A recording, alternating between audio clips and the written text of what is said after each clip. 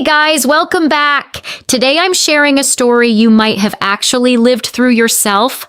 Are you ready?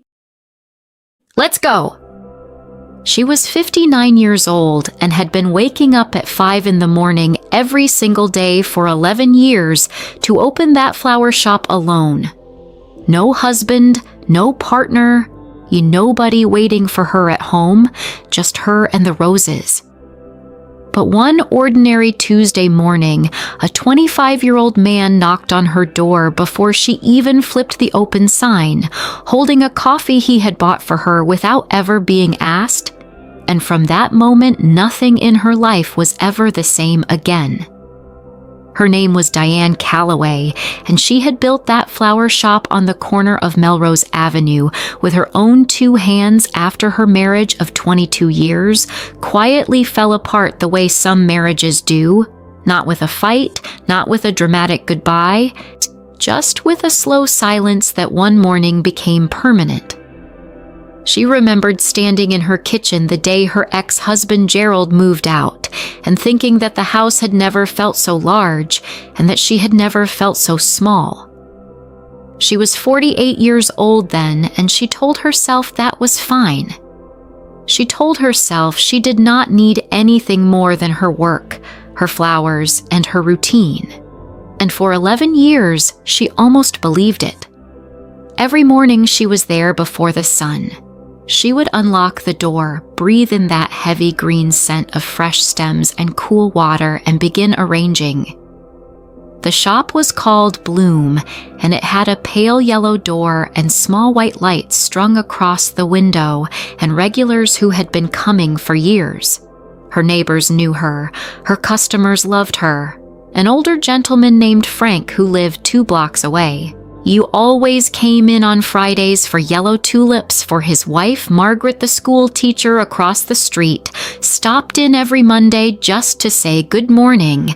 And Diane loved all of it. She loved being needed in that small, quiet way. But if you had asked her honestly, truly honestly, she would have told you that she had not felt truly seen in a very long time. His name was Noah Carter, and he was 25 years old, and he drove a delivery truck for a local grocery distributor that had a route through her neighborhood. Nobody really paid much attention to delivery drivers, the way most people look right through them like they are part of the scenery. But Noah was not the kind of person who was easy to look through. He was tall with dark eyes, and the kind of easy smile that made you feel like whatever you were doing was exactly the right thing to be doing. He had grown up in Pasadena, raised by his grandmother after his parents separated when he was 9, and his grandmother, a strong, quiet woman named Estelle, had taught him that small gestures were never small, that showing up mattered, that noticing people mattered. The first morning he knocked on her door, she almost did not answer. She thought it was a delivery that had gotten mixed up. He was standing there with a paper cup of coffee from the place 2 doors down, and he said, "Miss, the lady at the coffee shop said you always come in at 7, and she was already closed, so I grabbed this for you.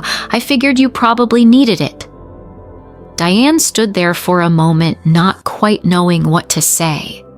She took the coffee and she thanked him, and he was gone before she even caught her breath. She thought about it all morning, the ETA. Way someone had simply noticed. She told her friend Patricia about it that afternoon, and Patricia laughed and said, "Honey, enjoy the coffee." But then he came back the next morning, and the morning after that. By the end of that first week, it had become a quiet ritual. He would knock. She would open the door, he would hand her the coffee, and sometimes they would talk for 5 minutes, sometimes 10. Sometimes he would ask about the flowers, what certain ones meant, what occasions people bought them for, and she found herself telling him things she had not spoken aloud in years, how she had always loved peonies because they reminded her of her mother, how ranunculus were underrated, how the smell of eucalyptus made her feel like everything was going to be all right. He listened the way very few people listen, completely without hurry. One morning, in November, the kind of Los Angeles morning where the air is cool and golden and the whole city feels like it is holding its breath, he asked her if she had ever thought about teaching a flower arranging class. She laughed and said she would not even know where to start, and he said, "Miss Diane, I think you know more than you realize. I think you just forgot that other people might want to learn what you know." She did not say anything for a long moment. She just looked at him standing there in his jacket with his easy smile, and she felt something shift somewhere deep inside her. Something she had packed away so carefully for so many years that she had almost forgotten it was there. It was not something she could name right away. She went home that evening and sat by her window and watched the neighborhood settle into night, and she thought, how about what it meant to be seen? She thought about how strange it was that a 25-year-old man with coffee and a kind voice had managed to do in a few weeks what 11 years of living alone had slowly undone. She called Patricia again, and Patricia listened and then said very quietly, "Diane, honey, what are you so afraid of?" And Diane did not answer because she already knew. The weeks that followed were slow and tender, the way real things always are. He started staying longer in the mornings. Sometimes he would help her carry boxes from the back. Sometimes he would sit on the little wooden stool near the counter while she worked, and they would talk about everything and nothing. His grandmother Estelle had passed away the previous spring, and he missed her in a way that had not fully settled yet. Diane understood that kind of grief. The kind that does not announce itself loudly but just sits with you quietly in ordinary moments. They talked about that too. And somewhere in all those ordinary mornings, something extraordinary was quietly growing. You know what I keep thinking about when I go back to this story? It is not the age difference.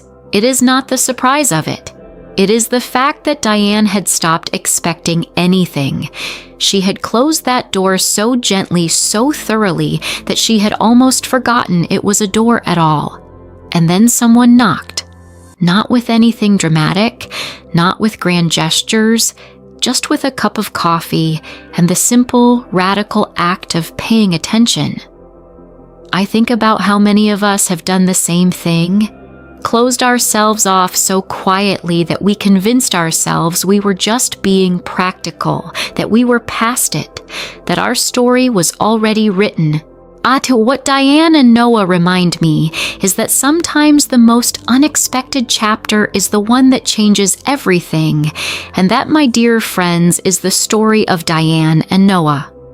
A woman who had forgotten how to hope, and a young man who never learned how to stop showing up. If this story touched something in you, I want you to share it with someone who needs to hear it today. And if you have not subscribed yet, please do it right now, because I have so many more stories like this one waiting for you. Stories about real love, real courage, and real second chances. I will see you in the next one. Take care of yourselves, and remember, it is never too late for something beautiful to find you.